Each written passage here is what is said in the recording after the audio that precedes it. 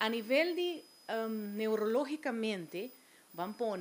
parte de dopamina sobre capaz. Ora muita gente bezig com o processo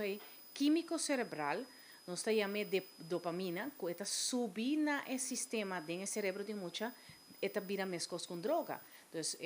nanta bisa que também tem estudo na realizar com gaming aqui, technology aqui, tá sahasi que dopamina eta vira mais alto de nan e não está sentindo mais suficiente de momento que não vai sacar 10 ou 9, mas não tá importa, para sobrar. E a mim tá assina sucesso de outra coisa, me tá base tá que gaming, ou social media, botawaku também den social media, botin assina tanto bullying, botawaku muito na vendia den nang tecnologia, botawaku Snapchat, mensagem nang kunata sali, ou botawaku muito nang kuta dura horas largo den series nang, horas largo den series, anto botawaku nanta bira, bosa, mane forma ku cansancio, botawaku gente nanta queja, ou muito nanta queja com nanta cansar, pero na nota reparar que mentalmente o cérebro está funcionando, em momento que você pensa, prometo que vai dormir, você vai correr durante 2 horas, 3 horas, 4 horas em madrugada,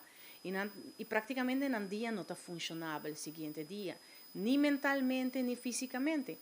Esta traz hobby consequência a nível de família, você vai ter matrimônio que está quebra,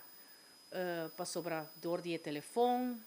botar hora larga uma pessoa não está reparar e é algo que hasta te envia a mim mesmo, está trabalhando e botar com meu telefone, a mim mesmo está consciente disso, botar com mim mesmo começa a realizar, não, agora me rato, não nos põe banda e dedicar certa coisa que está mais prioritário da vida. Não está humano e não está fácil.